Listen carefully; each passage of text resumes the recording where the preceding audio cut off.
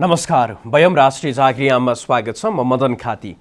दर्शकवृन्द, यस कार्यक्रममा हामी राष्ट्रिय चासोका विषयहरूमा यहाँहरूलाई लगातार खबर सम्प्रेषण गरिराखेका छौँ र आजको यस कार्यक्रममा हामी नेपाल र भारत बीच भएका विभिन्न समयमा भएका असमान सन्धि र सम्झौताको विषयमा मात्र केन्द्रित रहेर यहाँहरूसँग त्यो विषयवस्तुलाई समेटिएका रिपोर्टहरू यहाँहरू समक्ष प्रस्तुत गर्नेछौँ र यसै क्रममा नेपालले प्रजातन्त्र स्थापनापछि गरेको भारतसँगको पहिलो सम्झौता, अर्थात् भारतसँग चाहिँ त्यति बेला यो खास गरी जलस्रोतको सम्बन्धलाई लिएर कोशी सम्झौता चाहिँ गरेको थियो र कोशी सम्झौता आजको दिनमा हेर्दाखेरि पनि नेपाल चाहिँ उक्त सम्झौतामा कसरी ठगियो भन्ने कुरा चाहिँ विभिन्न समयमा आइराखेकै हुन्छ र पहिलो सम्झौताको रूपमै रहेको खास गरी आजको यस कार्यक्रममा पनि त्यो विषयलाई हामीले समेटेका छौँ। यो रिपोर्ट अबको क्रममा।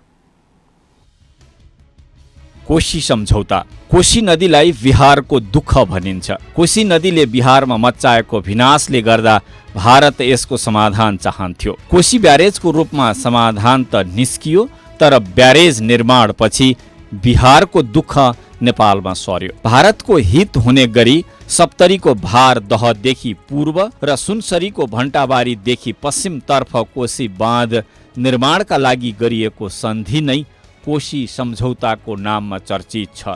56वटा ढोका रहेको बाँध 1175 मिटर लामो, 18 मिटर अग्लो र 7 मिटर चौडा रहेको छ। यस सन्धिबाट नेपाल ठगिएको त छ नै, हाम्रो सार्वभौम सत्ता र स्वाभिमानमा पनि गम्भीर चोट लागेको छ। विक्रम सम्वत 2011 वैशाख 12 गते नेपाल र भारत बीच कोशी सम्झौता भएको थियो। त्यति बेला नेपालमा प्रधानमन्त्री मातृका प्रसाद कोइराला थिए। सन्धिमा नेपालको तर्फबाट महावीर शमशेर र भारतको तर्फबाट गुलजारी लाल नन्दाले हस्ताक्षर गरेका थिए। सन्धिका प्रावधान असमान र अपमानजनक छन्। सन्धि पढ्दै गर्दा प्रत्येक नेपालीको शिर निहुरिन्छ। बाँध नेपाली भूमिमा निर्माण गरिएको छ, तर नियन्त्रण भारतको छ, त्यो पनि 179 वर्षका लागि। हुन त नेपाली पक्षले 79 वर्षको लागि मात्र दिएको, तर भारतले छलछामपूर्ण रूपमा 179 वर्ष बनाएको तत्कालीन नहर तथा विद्युत मन्त्रालयका सचिव लक्ष्मण प्रसाद रिमालले आफ्नो पुस्तक बितेका ती दिनहरूमा उल्लेख गर्नुभएको छ। कोशी बाँध निर्माण पश्चात नेपाललाई परेको असरको मूल्याङ्कन गरी क्षतिपूर्तिको विषयमा पनि समावेश गरिएको भए तापनि नेपाली पक्षले अहिलेसम्म पूर्ण क्षतिपूर्ति प्राप्त गरेको छैन। भन्नका लागि त बाँध नेपाली भूमिमा निर्माण गरिएको छ, नियन्त्रण भारतको हातमा छ। यसका कारण नेपाली पक्षले आफ्नो भूमि डुबानमा पर्दा उद्धारका लागि भारतसँग आग्रह गर्नुको विकल्प छैन। मुख्यतः नेपाल र भारतको सुक्खा भूमिमा सिँचाइ सुविधा उपलब्ध गराउन र बाढी नियन्त्रणका लागि कोशी बाँध निर्माण गरिएको भनिए पनि भारतकै भूमि सिंचित भइरहेको छ।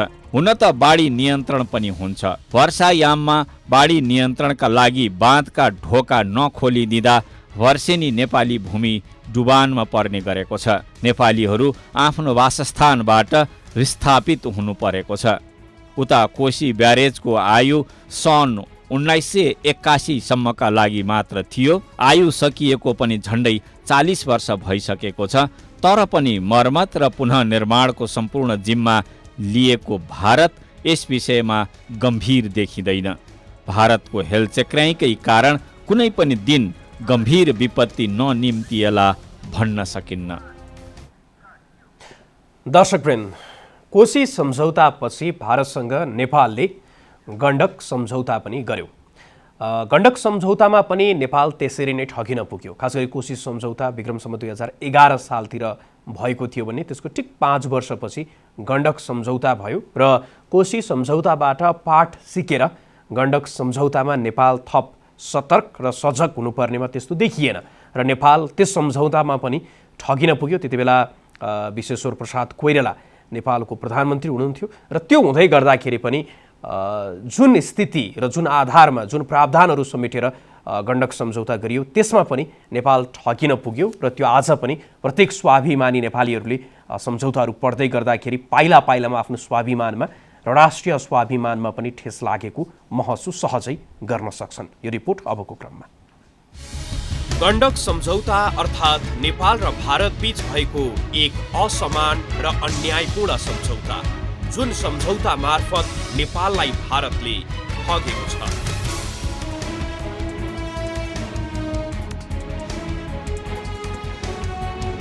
गण्डक सम्झौता गण्डक बाँध निर्माणका लागि गरिएको थियो र गण्डक बाँध नेपाल भारत सीमामा पर्दछ। त्यसो त गण्डक बाँध नारायणी नदीमा बाँधिएको छ, तर भारतमा पुगेपछि नारायणी नदीलाई गण्डक भनिने भएको कारण बाँधलाई गण्डक बराज र सम्झौतालाई गण्डक सम्झौता भनिएको हो। गण्डक बाँधले नेपालको नवलपरासी र भारतको बिहार राज्यमा पर्ने चम्पारण जिल्लालाई जोड्दछ। गण्डक सम्झौता विक्रम सम्वत 2016 साल मङ्सिर 19 गते गरिएको थियो। जति बेला नेपालमा प्रधानमन्त्री बीपी कोइराला थिए भने भारतमा जवाहरलाल नेहरू र सम्झौतामा हस्ताक्षर नेपालको तर्फबाट तत्कालीन उप प्रधानमन्त्री सुवर्ण शमशेर जबरा र भारतको तर्फबाट भारतीय राजदूत भगवान सहायले गरेका थिए। कोशी सम्झौतामा ठगिएको 5 वर्षपछि गरिएको गण्डक सम्झौताका प्रावधानहरूबाट पनि पाइला पाइलामा ठगिएको छ नेपाल। भारतले आफ्नो दोस्रो पञ्चवर्षीय योजनामा गण्डक बाँधको निर्माण आयोजनालाई समावेश गरेको थियो। नेपालको तर्फबाट कोशी सम्झौतामा ठगिएको महसुस भएर पनि हुन सक्छ गण्डक सम्झौताका लागि त्यति उत्साह थिएन। तर पनि भारतको निरन्तरको दबाव र धम्कीको अघि नेपालको केही लागेन। भारतले त्यसबेला नेपालले भारत नेपाल सीमामा बाँध निर्माणको स्वीकृति नदिए आफ्नै भूमिमा निर्माण गर्ने धम्कीसम्म सार्वजनिक रूपमै थियो। भारतकै सहयोगमा नेपालबाट राणा शासन हटाएका तत्कालीन नेपाली शासकमा भारतको दबाव टेक्न सक्ने सामर्थ्य देखिएन र परिणाम त्रुटिपूर्ण गण्डक सम्झौता भयो। एकातिर सम्झौता नै असमान छ भने अर्कोतिर त्यसको कार्यान्वयन झनै अन्यायपूर्ण छ। गण्डक बाँधबाट भारत जति लाभान्वित छ त्यसको तुलनामा नेपाली पक्षले लिएको लाभ नगण्य मात्र छ। उल्टो नेपाली पक्ष बाँधकै कारण डुबानको समस्याबाट पीडित छ र नेपाली पक्षलाई दिइने भनेको क्षतिपूर्ति पनि पाइरहेको छैन। देखाउनको लागि त नेपाल र भारतमा सिँचाइको लागि भन्दै नहरहरूको निर्माण गरिएको छ, तर भारततर्फ झन्डै 18,50,000 हेक्टर भूमि सिँचाइका लागि भन्दै नहर निर्माण गरिएको छ भने नेपालको लागि निर्माण गरिएको नहरबाट जम्मा 40,000 हेक्टर मात्र नेपाली भूमि सिँचाइ हुन सक्छ। दुई सार्वभौम सत्ता सम्पन्न देशबीच यस्तो असमान सम्झौता विश्वमा के कहीँ सम्भव छ? अझ गण्डक सम्झौताका केही प्रावधान त यति घातक थिए कि जसले नेपाली प्राकृतिक स्रोत साधनलाई नेपालको हितमा नेपाली भूमिमै प्रयोग गर्नका लागि पनि रोकेको थियो। सम्झौतामा गण्डकको पानीको परिमाणमा फरक पर्ने गरी सहायक नदीको पानी प्रयोग गर्न नेपाललाई प्रतिबन्ध लगाइएको थियो। हुन त यस प्रावधानलाई पछि संशोधन गरियो। संशोधित व्यवस्था पनि नेपालको हितमा छैन। गण्डकी नदीमा निर्माण गरिएको बाँधलाई आवश्यक पर्ने ठूलो भूभाग नेपालले भारतलाई दिएको छ भने नेपाली भूमिमै निर्माण भएका संरचना पनि भारतीय सम्पत्तिका रूपमा रहेका छन्। बाँध निर्माणका कारण भारतले सिँचाइको लागि पानी पाएको छ, बाढी नियन्त्रणका लागि त्यसले सहयोग पनि गरेको छ, तर नेपालको भागमा भने डुबान र ठगिएको महसुस मात्र रहेको छ। दर्शकवृन्द, गण्डक सम्झौतापछि अब यहाँहरूलाई हामी महाकाली सन्धि को विषयमा र त्यति बेलाको पृष्ठभूमि र आजको दिनमा पनि उक्त सन्धि जसरी आम नेपाली राजनीतिमा बहसको विषय बनिराखेको छ। विगतका दिनहरूमा यो सडकमा मात्र रहेको थियो। यति सडकमा मात्र होइन, जति बेला यो बन्दै थियो त्यति बेला संसदमा पनि त्यो मतदानको लागि पार्टीहरूभित्र पनि त्यो मतदानको विषय बनिराखेको थियो र आज यो सम्झौतामै हस्ताक्षर गर्ने त्यसको पृष्ठपोषण त्यसका कट्टर समर्थकहरू पनि त्यसको विपक्षमा उभिएका छन् र तत्कालीन नेपाली शासक र जसले त्यति बेला उक्त सन्धि गर्नको लागि सहयोग गरिराखेका थिए अथवा त्यसको पक्षमा वकालत गरिराखेका थिए खुलेर उनीहरूले पनि माफी माग्नुपर्ने भन्ने कुरा पनि उठिराखेको छ र यसै विषयवस्तुलाई समेटेर हामीले खास गरी यसको पृष्ठभूमि नेपाल ठगियो कसरी ठगियो भन्ने कुरा दोस्रो रिपोर्टमा प्रस्तुत गर्नेछौँ। तर त्योभन्दा अगाडि महाकाली सन्धि गर्दै गर्दाखेरिको पृष्ठभूमि के थियो र त्यति बेला नेपालले कसरी महाकाली सन्धि गर्न पुग्यो त्यो विषयवस्तु समेटिएको यो रिपोर्ट यहाँहरू समक्ष। महाकाली सन्धि नेपाल र भारतबीच महाकाली नदीको पानी उपयोगका लागि भएको सम्झौता हो। तर सन्धिबाट नेपाल ठगिएको मात्र छैन, स्वाभिमान समेत गुमाएको छ।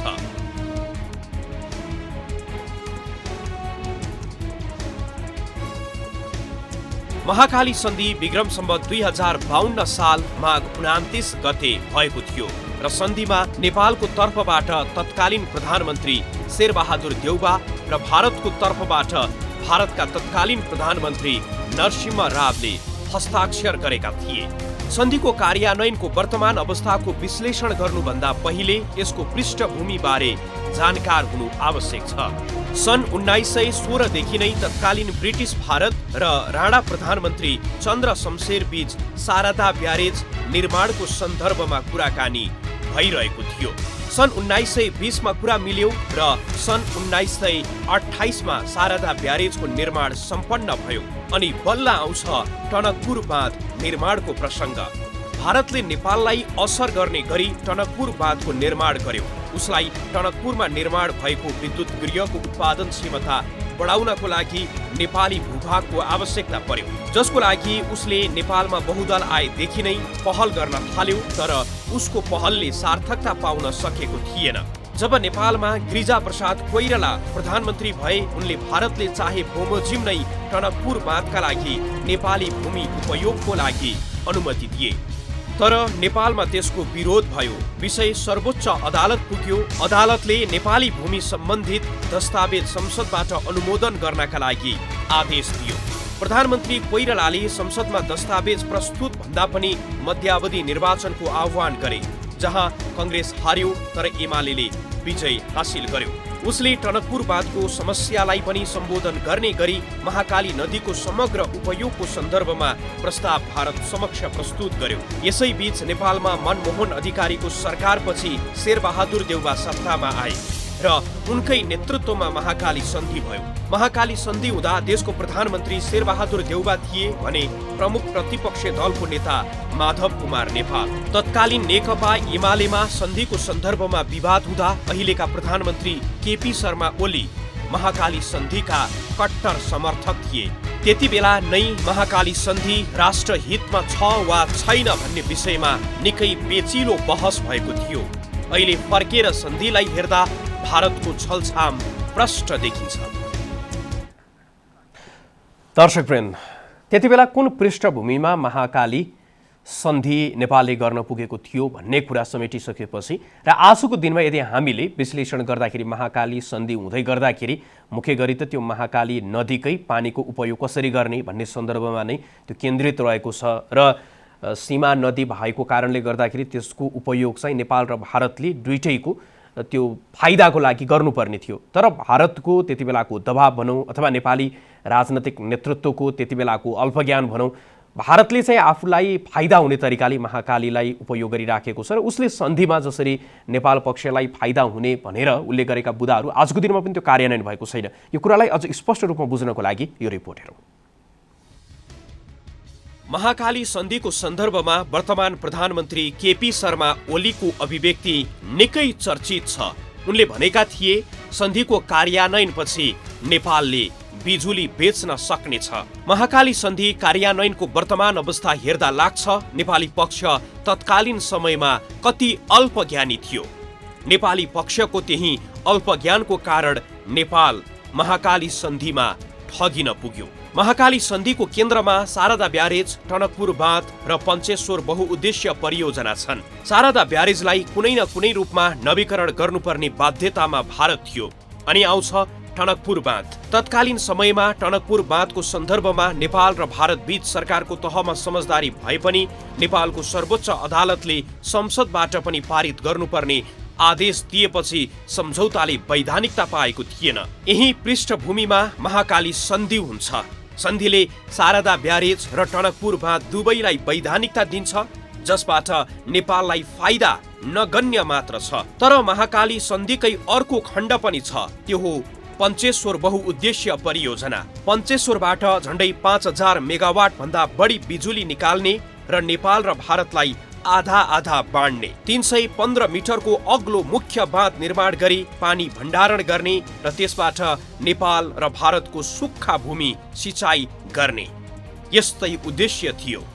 तर महाकाली सन्धि भएको झण्डै 25 वर्षसम्म पनि पञ्चेश्वरको प्रगति निकै सुस्त छ। सन् 1996 मा नेपाल र भारतका प्रधानमन्त्रीद्वारा महाकाली सन्धिमा हस्ताक्षरपछि सन् 2000 मा नेपाल भारत संयुक्त कार्यालय स्थापना भए पनि 2 वर्षपछि नै कार्यालय बन्द भए। सन् 2003 मा भारतद्वारा पञ्चेश्वर परियोजनाको DPR को खाका तयार गरिएको थियो।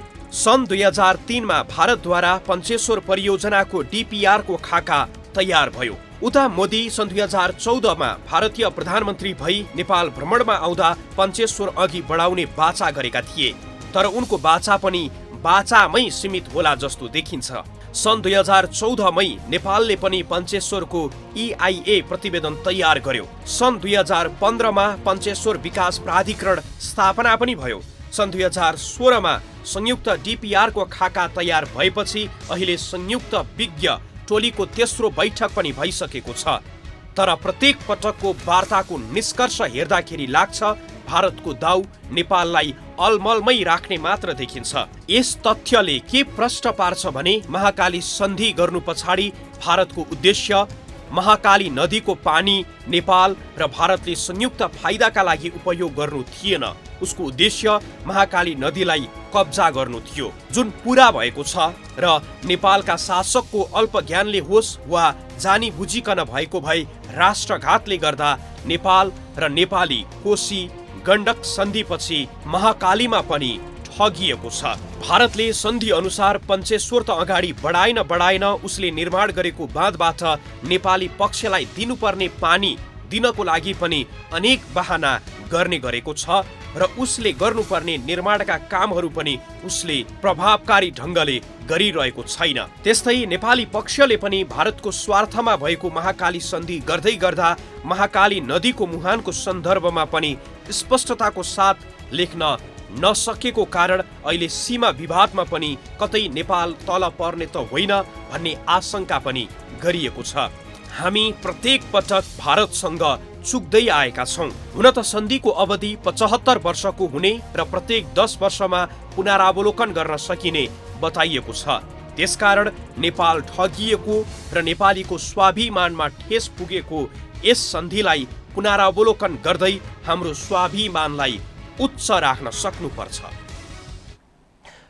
दर्शकवृन्द, नेपाली शासकहरूले जानी बुझिकनै गरेको भए जुन जुन सन्धिहरू अहिले उल्लेख गरियो, चाहे त्यो कोशी सम्झौताको कुरा गरौँ वा गण्डकको वा महाकाली नै, जुन राजनैतिक पृष्ठभूमिमा यी सन्धिहरू गरिएका छन्, नेपालमा राजनैतिक अस्थिरता रहिराखेको र राजनैतिक रूपमा जुन प्रकारको देशभित्र पनि एक प्रकारको किचलको अवस्था रहिराखेको सन्दर्भमा भारतीयहरूको दबाव र प्रभावमा परेर प्रत्येक सम्झौताहरू गरिनु र ती सम्झौताहरूमा नेपालका नदी नालाहरूमा भारतले एकलौटी त्यो कब्जा गरे जस्तो बहुउपयोगको लागि ती नदीहरूको जल उपयोग गरिएको छैन कि भारतको एकलौटी जस्तो तरिकाले उपयोग गरिएको देखिन्छ। त्यसकारणले गर्दाखेरि सम्भव भएसम्म अहिले पनि प्रत्येक 10-10 वर्षमा महाकाली सन्धिलाई चाहिँ पुनरावलोकन गर्न सकिने भन्ने कुरा चाहिँ त्यो सन्धिमै उल्लेख भएको कारणले गर्दाखेरि पनि त्यसमा पुनरावलोकन गर्न यदि नेपालको इच्छा शक्ति भयो भने भारत समक्ष त्यसको लागि प्रस्ताव गर्न सक्ने सामर्थ्य आजको दिनमा पनि नेपालसँग छ भन्ने कुरा प्रदर्शित गर्नु पनि अब प्रधानमन्त्रीको लागि पनि त्यो एउटा प्रतीक्षाको आम नागरिकहरूले त्यो प्रतीक्षा गरिराखेको विषय पनि छ र चुनौतीको विषय पनि त्यतिकै रहेको छ।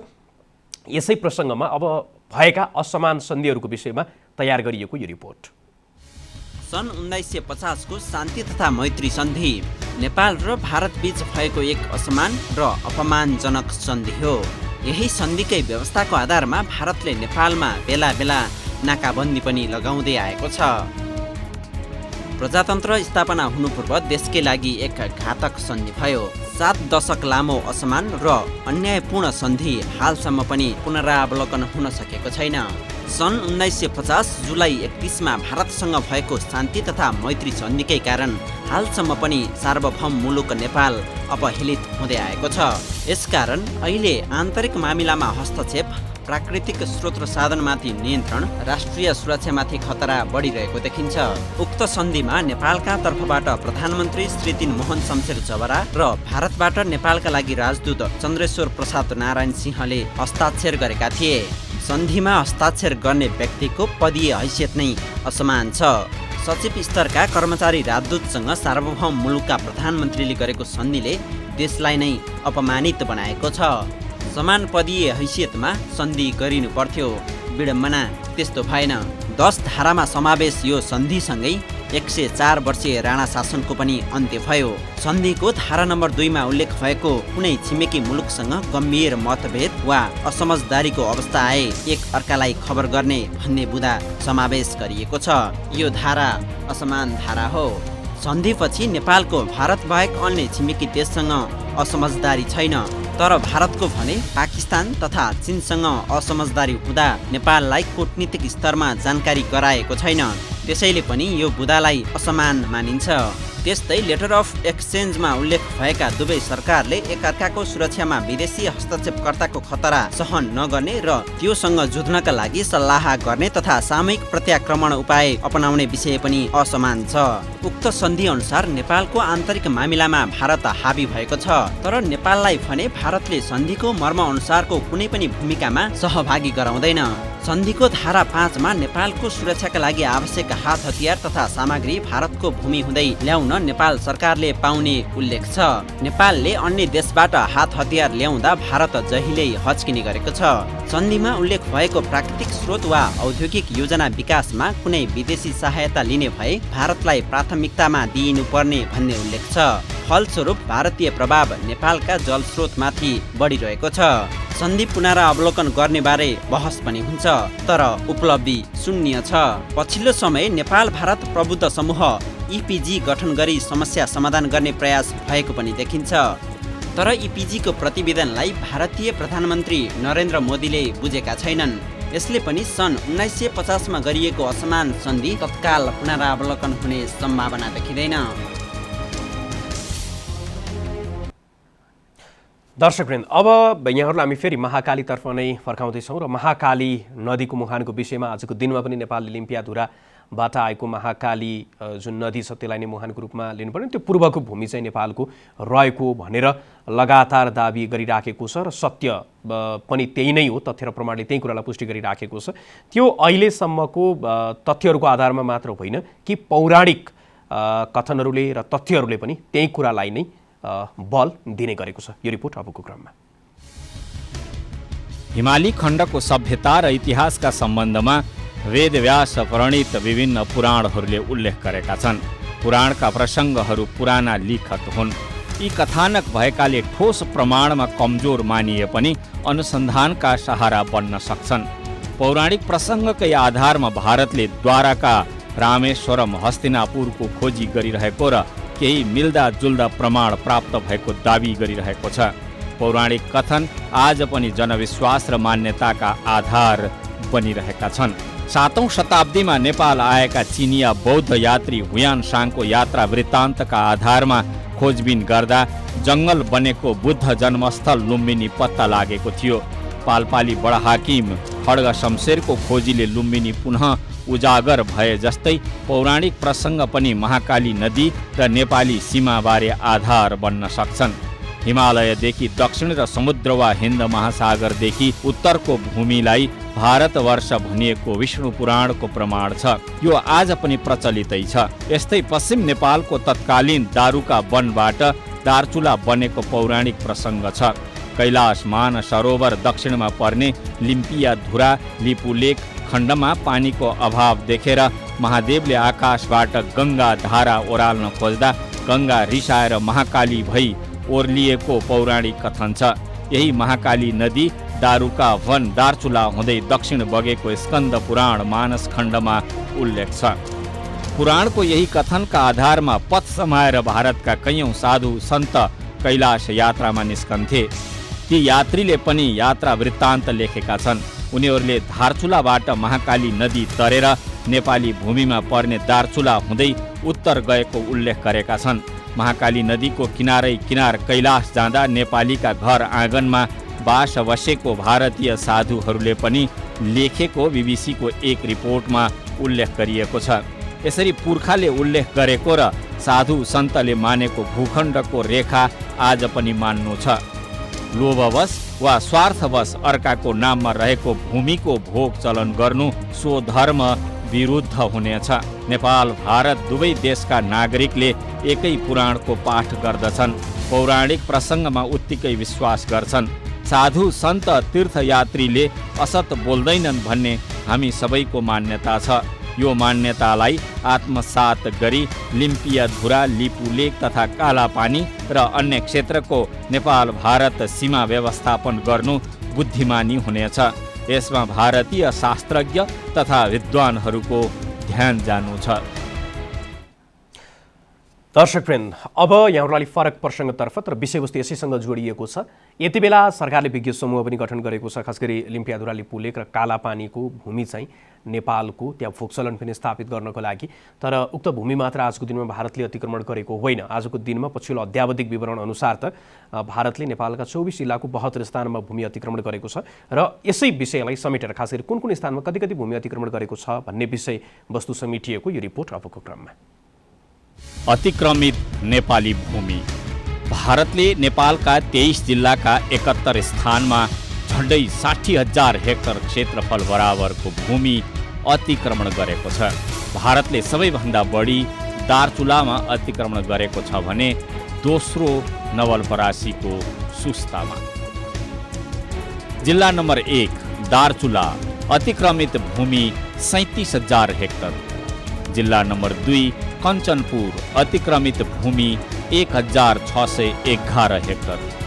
जिल्ला नम्बर 3 कैलाली, अतिक्रमित भूमि 256 हेक्टर। जिल्ला नम्बर 4 बर्दिया, अतिक्रमित भूमि 31 हेक्टर। जिल्ला नम्बर 5 बाँके, अतिक्रमित भूमि 51 हेक्टर। जिल्ला नम्बर 6 दाङ, अतिक्रमित भूमि 20 हेक्टर। जिल्ला नम्बर 7 कपिलवस्तु, अतिक्रमित भूमि 1 हेक्टर। जिल्ला नम्बर 8 रूपन्देही, अतिक्रमित भूमि 55 हेक्टर। जिल्ला नम्बर 9 नवलपरासी, अतिक्रमित भूमि 14,670 हेक्टर। जिल्ला नम्बर 10 चितवन, अतिक्रमित भूमि 4 हेक्टर। जिल्ला नम्बर 11 पर्सा, अतिक्रमित भूमि 227 हेक्टर। जिल्ला नम्बर 12 बारा, अतिक्रमित भूमि 36 हेक्टर। जिल्ला नम्बर 13 रौतहट, अतिक्रमित भूमि 15 हेक्टर। जिल्ला नम्बर 14 सर्लाही, अतिक्रमित भूमि 12 हेक्टर। जिल्ला नम्बर 15 महोत्तरी, अतिक्रमित भूमि 14 हेक्टर। जिल्ला नम्बर 16 सिराहा, अतिक्रमित भूमि 11 हेक्टर। जिल्ला नम्बर 17 सप्तरी, अतिक्रमित भूमि 145 हेक्टर। जिल्ला नम्बर 18 सुनसरी, अतिक्रमित भूमि 43 हेक्टर। जिल्ला नम्बर 19 मोरङ, अतिक्रमित भूमि 35 हेक्टर। जिल्ला नम्बर 20 झापा, अतिक्रमित भूमि 174 हेक्टर। जिल्ला नम्बर 21 इलाम, अतिक्रमित भूमि 82 हेक्टर। जिल्ला नम्बर 22 पाँचथर, अतिक्रमित भूमि 4,114 हेक्टर। र जिल्ला नम्बर 23 ताप्लेजुङ, अतिक्रमित भूमि 2,020 हेक्टर। स्रोत सीमा सङ्ग्राम। आजलाई कार्यक्रमलाई निर्धारित समय सकिएको छ। जनताद्वारा जनताका लागि प्रसारित टेलिभिजन जनता टेलिभिजन हेरिरहनुहोस्। नमस्कार।